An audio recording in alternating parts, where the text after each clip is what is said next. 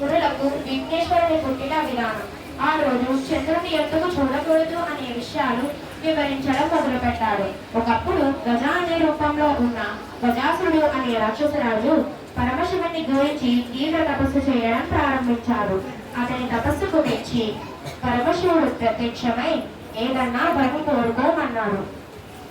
అప్పుడు గజాసురుడు, స్వామి, మీరు ఎప్పుడు నా ఉదరం లోపలే ఉండాలి అని కోరుకున్నాడు.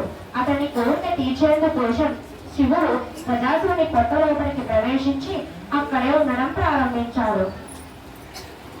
ఇది కైలాసంలో ఉన్న పార్వతీదేవి తన భర్త గురించి తెలియక అన్ని చోట్ల వెతుకుతూ కొంతకాలానికి శివుడు గజాసురుని పొట్ట లోపల ఉన్నాడని తెలుసుకుంది. కానీ ఏ విధంగా బయటకు రక్షించాలో తెలియక కన్నీళ్లు కాల్చింది. చివరికి విష్ణుమూర్తిని ప్రార్థించి తన భర్త విషయం చెప్పింది. ఓ మహానుభావ, పూర్వం భస్మాసురుని బారి నుంచి నా భర్తని కాపాడి నాకు ఇచ్చావు. ఇప్పుడు కూడా ఏదైనా ఉపాయం ఆలోచించు అని కన్నీళ్లు కాల్చింది. విష్ణుమూర్తి పార్వతీదేవిని ఓదార్చి అక్కడ నుంచి పంపేశారు. అప్పుడు మొదలైన దేవతలను పిలిచి గజాసురుని చంపేందుకు గంగిరెద్దుల్ని ఆడించేందుకు వెళ్ళటమే సరైనది అని నిర్ణయించుకున్నాడు. శివుని వాహనం నంది ఒక గంగిరెద్దుగా చేసి బ్రహ్మ మొదలైన దేవతల చేత తొలక వాయిద్యం ఇచ్చాడు. తాను చిరుగంటలు సన్నాయి తీసుకుని గజాసురుపురం దగ్గరకు వెళ్ళాడు. అక్కడ గజాసురుని ఎదురుగా నందిని చక్కగా ఆడించాడు. ఆ ఆట చూసి గజాసురుడు ఆనందం పొంది, మీకు ఏం కావాలో కోరుకోండి, నేను ఇస్తాను అని చెప్పాడు. అప్పుడు శ్రీహరి, ఇది శివుని వాహనం నంది, శివుని వెతికేందుకు వచ్చింది కాబట్టి శివుని ఇవ్వు అని కోరాడు. ఆ మాటలకు నిర్ఘాతపడిన గజాసురుడు గంగిరెద్దుల్ని ఆడించేందుకు వచ్చింది శ్రీహరి అని తెలుసుకుని అతనికి చావు తప్పదు అని అర్థం చేసుకున్నాడు.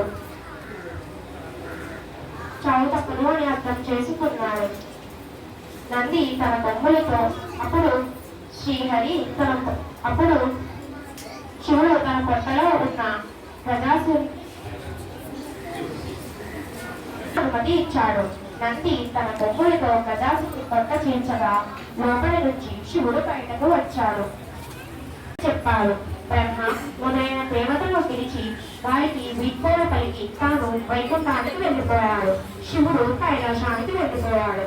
వినాయకుని పుత్రిక భర్త విని తలస్నానం చేయాలని నిర్ణయించుకుంది. ఒక నలుగు పిండితో పిల్లవాడిని తయారు చేసి అతనికి ప్రాణం పోసి బొమ్మం ముందర ఉంచింది. తాను స్నానం చేసిన తరువాత నగలతో అలంకరించుకుని శివుని కోసం ఎదురు చూడడం ప్రారంభించింది. ఇది ఇలా ఉండగా శివుడు లోపలికి వస్తుండగా గుర్రంలో ఉన్నవాడు అడ్డు చెప్పడంతో కోపం తెచ్చుకున్న శివుడు త్రిశూలంతో ఆ బాలుని కంఠం నరికాడు.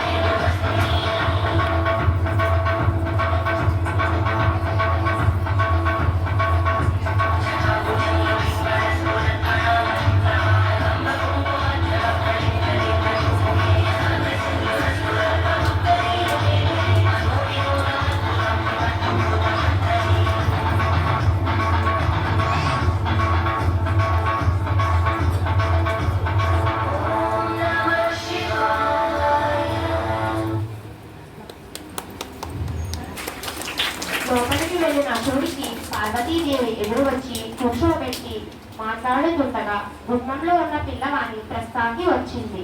అప్పుడు శివుడు తాను చేసిన పనికి బాధపడి తాను తీసుకువచ్చిన గజాసుని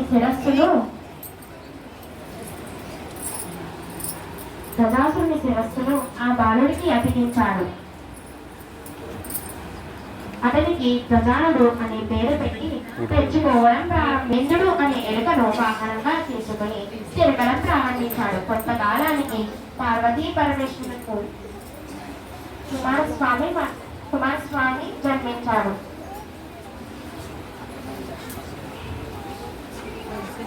అతను మహావీరుడు. నెమలి అతని వాహనము, విఘ్నేశాధిపత్యము. ఒకరోజు దేవతలు, మునులు, మానవులు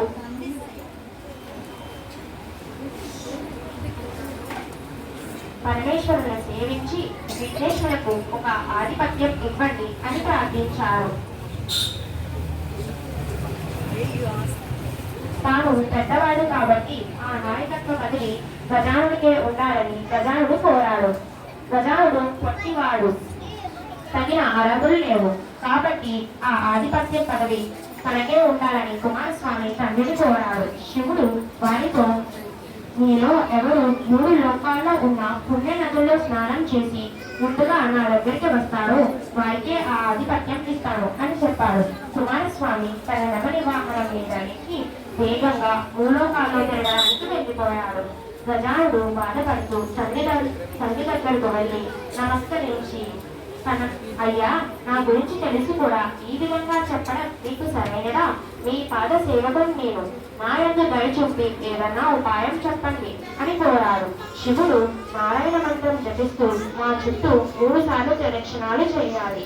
ఇది అన్ని తీరాల్లో తిరిగిన స్నాన ఫలితాన్ని ఇస్తుంది అని చెప్పాడు. వినాయకుడు ఆ విధంగా చేశాడు.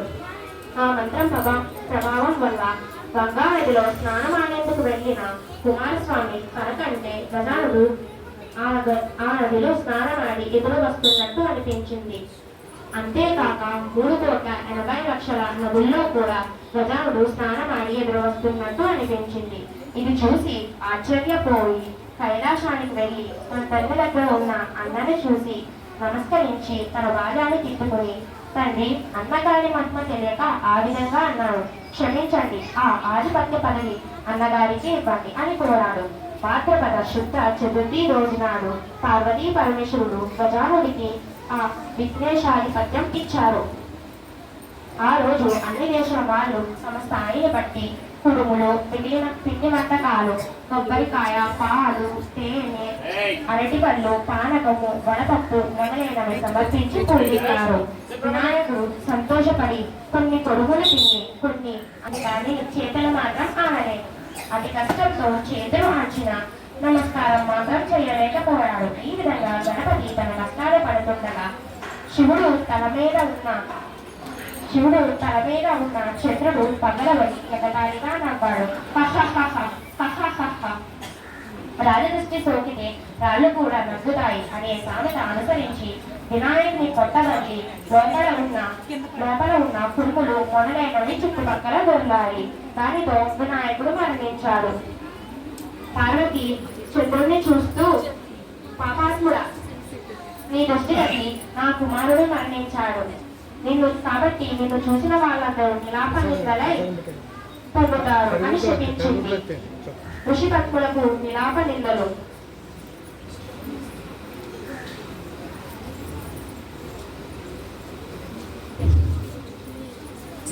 ఆయనతో అగ్ని ప్రదక్షిణాలు చేస్తున్నారు.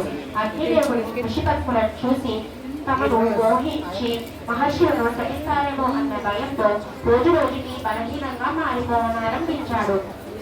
అగ్నిదేవుడు భార్య స్వాహ సంతోషం కలిగించింది. ఋషులు తమ భార్య రూపంలో ఉన్న స్వాహాదేవిని చూసి తమ భార్యనే అనుకుని భ్రమపడి వారిపై కోపం పెంచుకున్నారు. శాపం ఫలితంగానే ఈ విలాపనింద జరిగింది. దేవతలు అతడు సర్వార్జుడు కావడంతో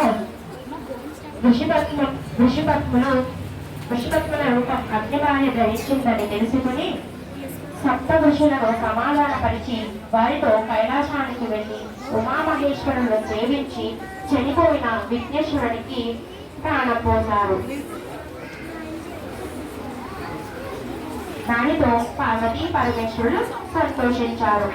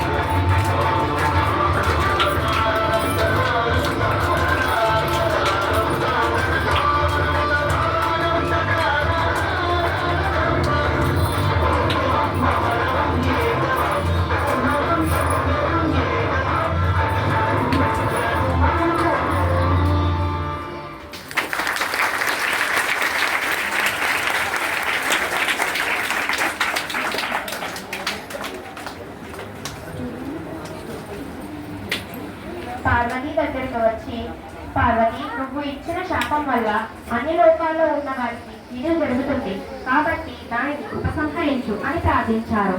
వారి ప్రార్థనలకు పార్వతి సంతోషపడి తన కుమారుణ్ణి తీసుకుని